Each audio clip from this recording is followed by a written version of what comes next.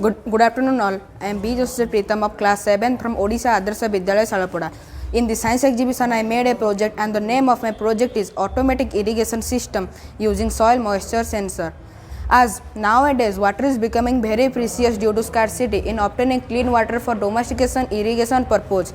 In order to optimize the use of water mechanism developed to water conservation in the need of an hour. Also automation in the agricultural system is necessary to water usage, to reduce water wastage and implement our new modern techniques in the agricultural system.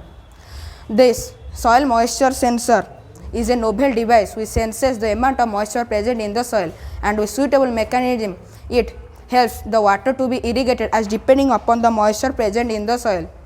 This allows the flow or stoppage of the water automatically by using this automatic irrigation system. It also consists of a Arduino board which works like a microcontroller which activates the water pump and pushes the water to the field with many actions. This is a microcontroller based control system using data processing.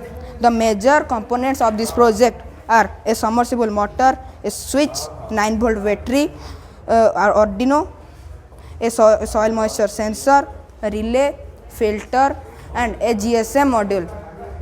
Nowadays, human beings are too busy in their office works or jobs, so they have no time to come into the field and to switch on the motor and also to switch at the motor, and also they have no idea that how much right water is needed for the plant to grow.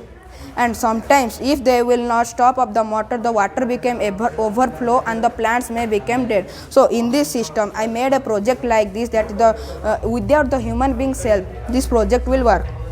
First of all, I take a switch to break the circuit. If I will not take it, so the battery power will be become less. First of all, this is the dry soil. You have to put the soil moisture sensor is the last end part of your garden field or the place where you want to irrigate it. Then you put this in the dry soil. After then the water will be started to irrigate.